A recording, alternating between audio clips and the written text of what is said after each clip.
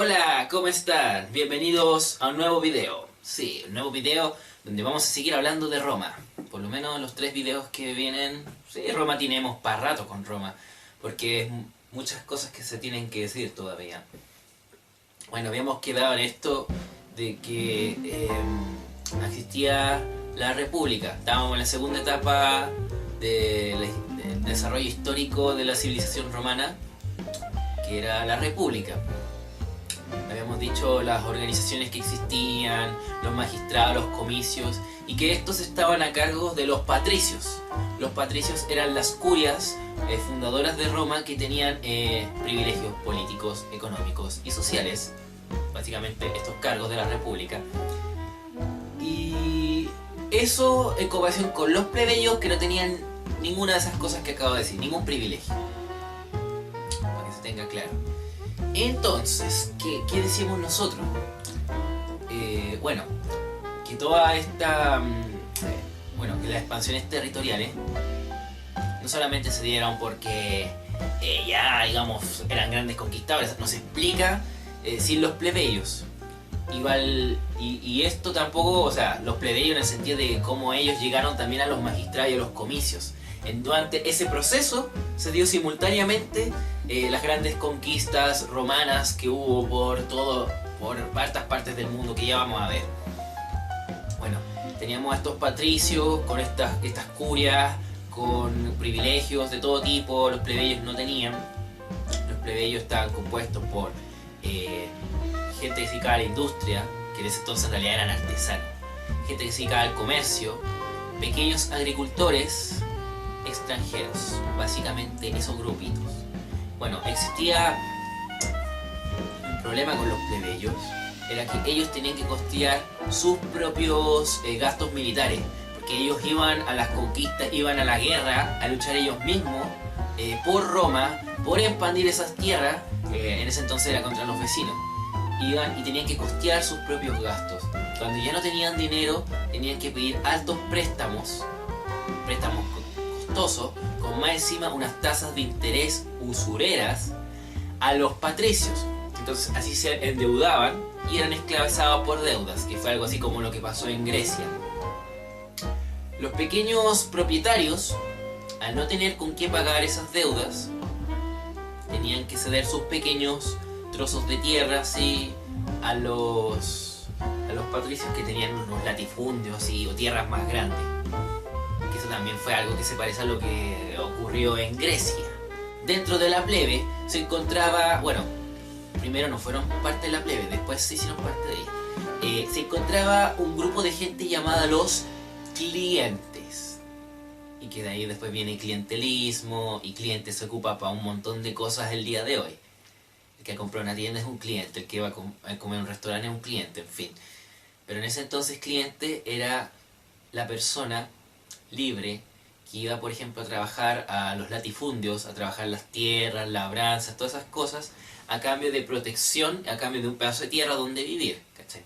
Esto se va a parecer a algo que vamos a ver mucho después en Europa Occidental, que tiene que ver con el feudalismo.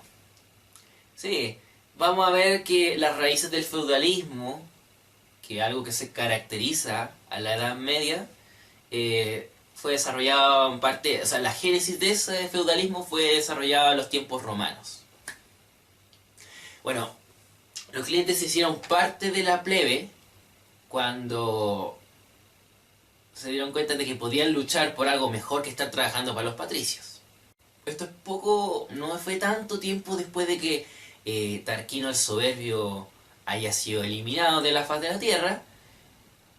Muy tempranamente en la República, los plebeyos estaban cansados, estaban aburridos. ¿Y qué hicieron? Como ellos eran grupo, ellos aportaban siendo soldados en la guerra, luchando para expandir los territorios que Roma conquistaba, luchar contra los vecinos en ese entonces, los fenicios, los griegos, los etruscos, los galos de repente se iban a atacar desde el norte. Acuérdense, el norte de la bota, hemos estado hablando todo este rato de lo que pasa aquí en la bota, en la península itálica. Ellos iban y no conseguían ningún beneficio, ninguna retribución a cambio. Llegaban endeudados, llegaban esclavizados, llegaban sin nada que comer o en la miseria. Entonces era obvio que dijeran, ¿sabéis qué? Ya a este loco, vamos a funar a este loco. Entonces ya. Todos los plebeyos se quisieron ir de Roma el año 493, que fue el momento álgido de esta situación. Se querían ir de Roma a otros lugares, a unas montañas supuestamente, a fundar una ciudad propia. Y de ahí crear su propio bienestar, algo donde fueran ellos los que tuvieran derechos políticos y sociales. Los patricios se alarmaron, porque pensaron, pucha, sin estos hueones no podemos conquistar nada, po. Si ellos son la mayor parte de la población y la mayor parte del ejército. Los patricios peleaban, pero obviamente eran mucho menor en cantidad de personas, y obviamente eran un poco más cómodos porque tenían todos estos privilegios. Entonces, ¿qué se hizo?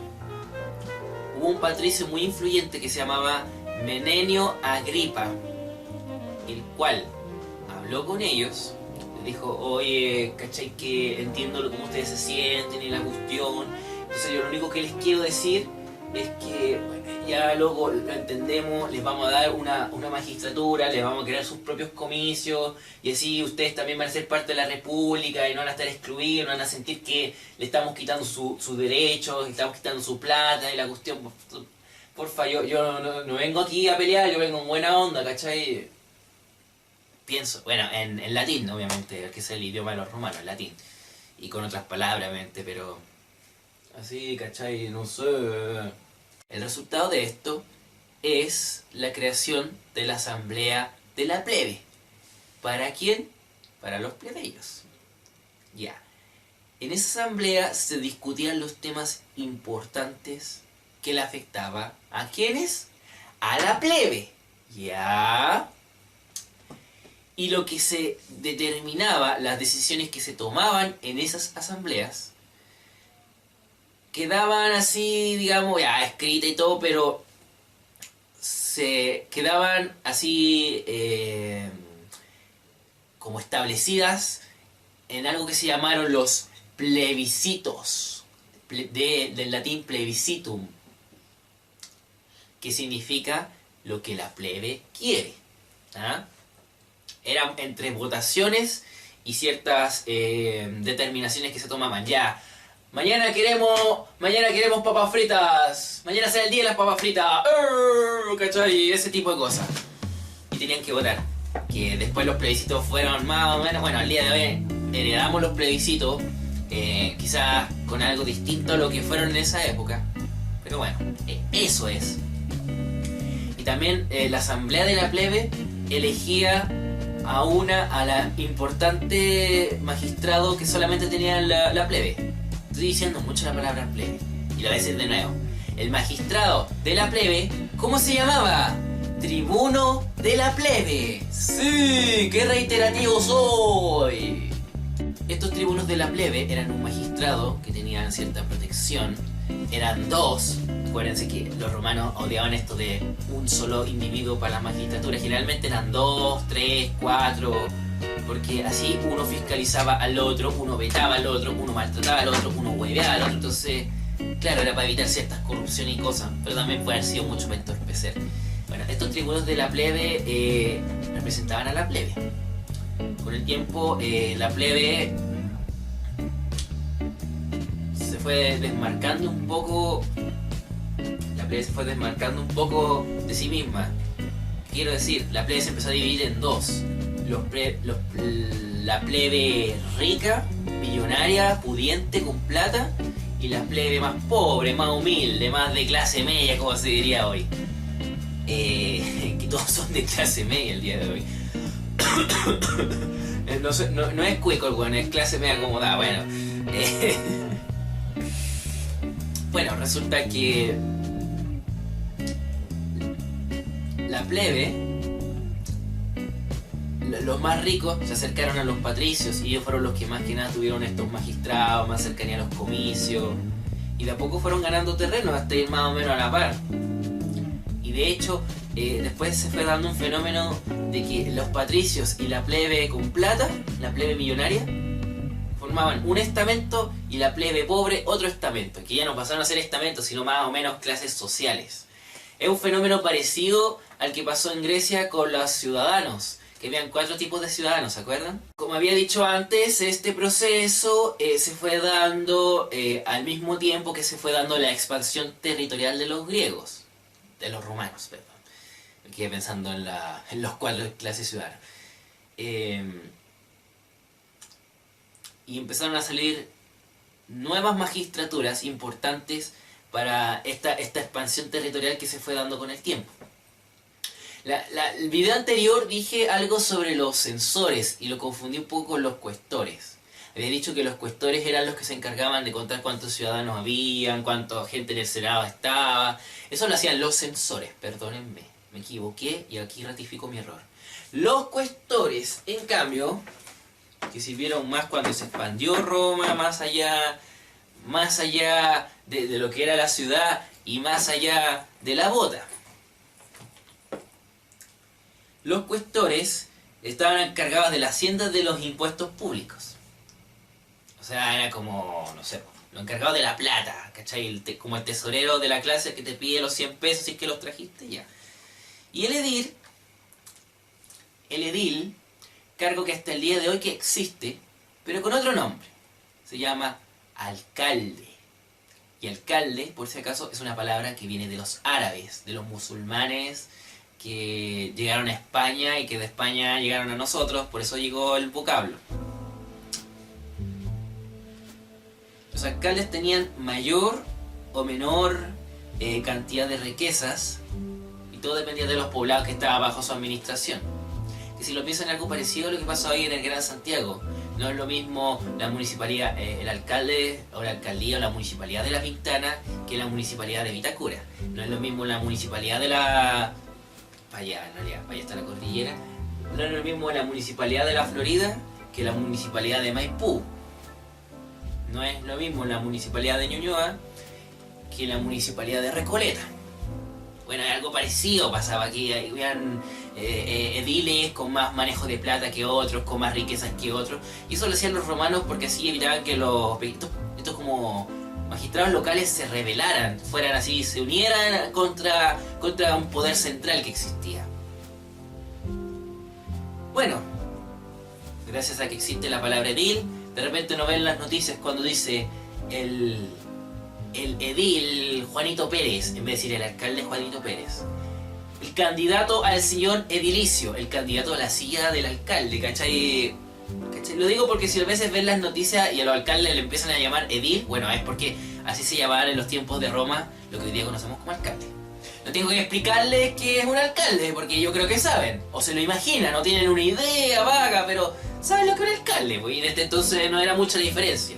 Bueno, retomando un poco lo que era esto de los plebeyos que fueron adquiriendo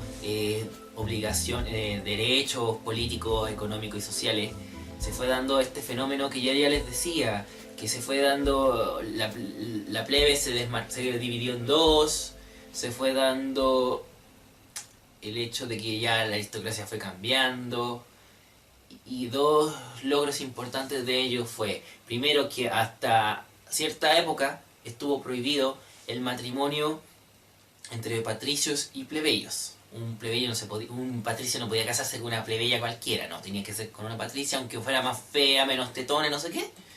Y así con los plebeyos. Pero ahora estaba permitido por esta igualdad que se estaba dando. Y lo otro, la creación de las 12 tablas de la ley.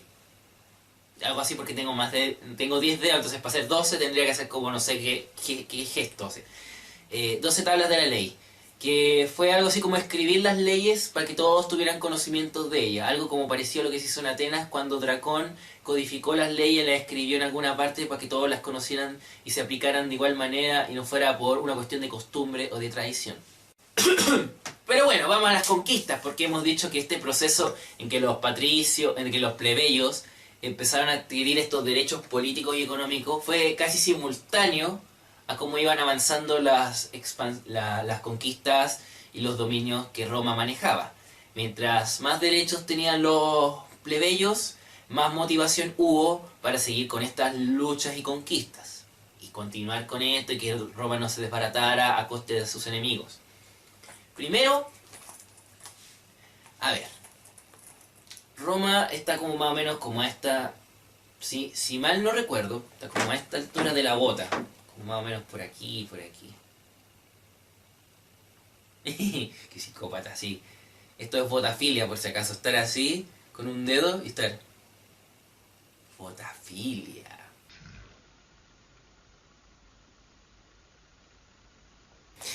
Por aquí. Tenía, bueno, habían otras tribus itálicas que todavía quedaban, andaban por acá. Los etruscos eran de un poco más al norte. Más arriba estaban los galos, hacia el sur, como por acá creo. Estaban los etruscos y más hacia acá, hacia la Sicilia, estaban los fenicios. ¿Ya? Claro que esta bota tiene una punta muy larga, pero bueno, es la única bota que puedo encontrar por el momento. No es punta aguja tampoco. Bueno, entonces los romanos pelearon contra todos sus vecinos primero con lo itálico, ahí se agarraron con lo itálico, con lo etrusco, de repente repelieron a los galos que venían del norte, después, por ejemplo, se apoderaron de dos polis griegas que habían en Italia por acá. Una era Tarento y la otra era Nápoles. Sí, Nápoles era una polis griega originalmente. Y después, bueno, repelieron aquí a los cartagineses o fenicios y se quedaron con la bota entera. Y eso fue más o menos, para que tengan idea, el año 270 a.C., es decir, casi 250 años después de haber empezado la República. Se demoraron 250 años aproximadamente en quedarse con la bota entera. Con la bota entera. Y una vez la bota era de los romanos, una vez que fue de los romanos, empezó la expansión más allá de la bota. Esta primero se dio con los territorios de Cartago. Y eso fue lo que denominó o inició de a poco las famosas guerras púnicas. Que no sé por qué se llaman púnicas, no sé si a los cartagineses le decían pune, no tengo idea. Soy ignorante de eso. Los punos creo que eran, no sé. Tengo que buscarlo, no lo sé. Lo tendría que buscar y tendría que decirle de alguna forma. Ya, empezaron con ello. Los cartagineses, para que se hagan una idea, tenían un control de Sicilia, Córcega, Cerdeña, norte de África, lo que hoy día sería como Libia, Túnez, parte de... No llegan a Egipto. Más o menos, para que se hagan una idea. Así, buscándolo en un mapita. Bien, los fenicios, cuando se dieron cuenta que los romanos tenían todo esto como territorio, lo encontraron una amenaza. Porque tener la bota, imagínate, aquí está la bota. Acá está el mar Adriático, si mal no recuerdo. Por aquí hay como una especie de... Por aquí sigue la tierra. Para acá está Macedonia, está la Hélade, ¿cachai? Para acá obviamente está lo que después sería la Galia, lo que después sería España. Primero estaban los Alpes, después está lo que sería Francia hoy día. Para allá está España, la península ibérica. ¿Ah? Sí, aquí hay como como un pedazo de tierra, que es como un triángulo, que se llama Sicilia. Aquí hay dos pedazos, uno aquí y otro acá. Acá está Cerdeña y la más grande, que es más abajo, está Córcega. Y acá donde estarían como mis piernas, acá estaría el norte de África. Cartago, la ciudad más importante de los fenicios, está como por aquí, que se hagan una idea. Entonces para los romanos, ponte tú, sorry, es que se me está acabando la cinta de... Se me había olvidado sacar lo que había grabado del video anterior, entonces se me está acabando la cinta. Bueno, como iba diciendo, entonces, si acá está Italia, acá está Túnez, no le costaba nada, por ejemplo, a los romanos llegar de aquí para acá. Bueno, y los cartagineses, por su condición de estar en el norte de África, y aquí está el mar Mediterráneo, tenían desde muchos siglos atrás, es una de las civilizaciones antiguas de las que ya habíamos hablado, había desarrollado el comercio marítimo, tanto a esta parte del Mediterráneo con esta parte de la otra, llegando también hacia Asia Menor, hacia la Hélade. Bueno, los cartagineses vieron una amenaza a los que vivían en estas botas, que ya eran los romanos a esta altura de la vida. Entonces de ahí se desataron las guerras púnicas, como por querer combatirlos. Y hubo 3 de ellas. La primera guerra púnica, bueno, los romanos le arrebataron Sicilia, Córcega y Cerdeña, y aprovecharon de quitarle a los galos la ciudad de Milán. En ese entonces Milán no era una ciudad importante como ahora. La ciudad de Milán empieza a ser importante ya cuando se está cayendo el Imperio Romano. Los romanos tomaron Sicilia, Córcega y Cerdeña. Estas 3 partes eran de los cartagineses antes. Los cártagos se mueven aquí para España, para acá para España, y fundan una ciudad que se llama Nueva Cartago. ¿Y por qué Nueva Cartago? Porque ya existía una ciudad que se llamaba Cartago. Así como Nueva York. ¿Por qué existe una ciudad que se llama Nueva York? Porque ya existía una ciudad que se llamaba York. ¿Entienden? Por eso nomás. Y de hecho, Nueva Cartago tiene un nombre diferente. Cartagena. A Nueva Cartago le llamaron Cartagena. Y como se hizo en España a lo mejor se conservó ese nombre a esa ciudad y después se llegó a América y fue en América donde le pusieron ese nombre a Cartagena de India, al balneario Cartagena que hay en Chile y quizá otro lugar que se llame Cartagena en América Latina. La Segunda Guerra Púnica tiene que ver cuando los cartagineses tenían al estratega llamado Aníbal, uno de los más importantes de su época, donde se dio cuenta de que como los romanos estaban aquí, Cartago estaba acá, y de Cartago para acá no convenía llegar porque estaban en desventaja con todas las protecciones que a lo mejor tenían ya los romanos o todo el control que tenían en esta zona, dijo no, tenemos que atacarlos por arriba. Ah, por cierto, por acá arriba estaban los galos, cisalpinos, porque eran los que iban cerca de los Andes, y por acá se apoderaron de Milán. Me falta como bota o algo aquí como para ponerle... Aníbal partió desde Nueva Cartago. Cruzó los Alpes, luchando con un montón de nómadas, de tribus, con los mismos galos. Los Alpes, cruzarlos de por sí era un cacho. Mucho dolor, mucho sufrimiento. Muchas bajas tuvo por causa de eso. Pero se logró meter por el norte de Italia con una cantidad de gente. No llegó a Roma, la bordeó, pasó como un poco hacia el sur por acá, se instaló acá y desde aquí empezó a hacerle daño a los romanos, tanto hacia el norte como hacia el sur. Cuando se pensaba que Aníbal iba a ganar la guerra, aparece Escipión. Era como un general joven romano que lo que se le ocurrió fue ir, por ejemplo, no voy a sacar el notebook, ir de Roma a Cartago y atacarla directamente. Entonces, claro, atacarla directamente. ¿Para qué? Para que aquí Aníbal dijera, puta, tengo que apoyar a Cartago si no va a caer. Y de alguna forma llegar acá a Cartago. Y en alguna parte, no sé si acá o cerca de la Sicilia, no me acuerdo bien, se encontró con Escipión. Parece que fue más por acá, por esta zona de acá. Y le trató de hacer su técnica de envolvente, pero no le funcionó porque Escipión fue más listo y se dio cuenta. Y fue derrotado. ¿Qué hizo? El resultado de la Segunda Guerra Púnica fue que Cartago se convirtió en un vasallo de Roma. Fue sometida a Roma Cartago. Pero si creen que ahí terminó todo, no terminó todo. ¿Qué pasó después? Vino una tercera guerra púnica. Ya, los cartagos ya eran vasallos de Roma, estaban sometidos y todo el cuento. Sucede que a los cartagineses tienen una reactivación económica porque en el comercio marítimo les empezó a ir muy bien. Así, de repente tuvieron una bonanza, así, porque les fue bien el comercio. Y en Roma se tuvo miedo de que ellos manejaran más recursos o se empezaran a ser más poderosos que ellos nuevamente. Entonces de nuevo fueron a atacarlos. Cartago estuvo como 2 años en asedio y finalmente cae. Destruyen Cartago por completo y acaban con la influencia de los cartaginenses para siempre.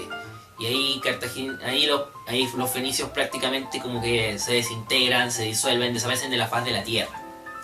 Bueno, y Cartago queda destruida, después los romanos la toman de nuevo y ahí queda la ciudad. conservada hasta el día de hoy con el nombre de Túnez. Eso fue lo más importante de expansiones territoriales que hubo. Lo otro importante fue los ataques a Numancia, el año 133 a.C. Fue entre la segunda y tercera... A ver, el ataque a Numancia fue posterior, fue como... Estamos hablando de unos 15 años después.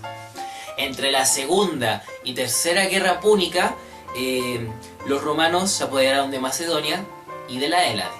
Y ahí fue cuando empezó esta asimilación de los romanos de la cultura griega. Y se empezó a fundir las dos, a fusionar, hasta formar esto que conocemos como cultura greco-latina, cultura greco-romana.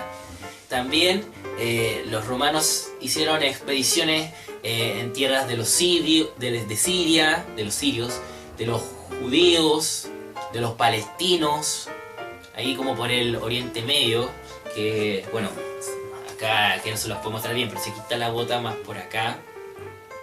Bueno, por acá en realidad está la Hélade, sería como por acá. Por acá está Egipto, por acá están todas esas tierras así que yo les digo, Palestina, lo de los judíos, en fin. También sometieron esas tierras. O sea, prácticamente para el año 133 tenían la bota, tenían Cerdeña, tenían la bota, tenían Cerdeña, Córcega, Sicilia, el norte de África tenían los cartagineses, no tenían Egipto, tenían Siria, Palestina, a los judíos, y tenían parte del sur de España.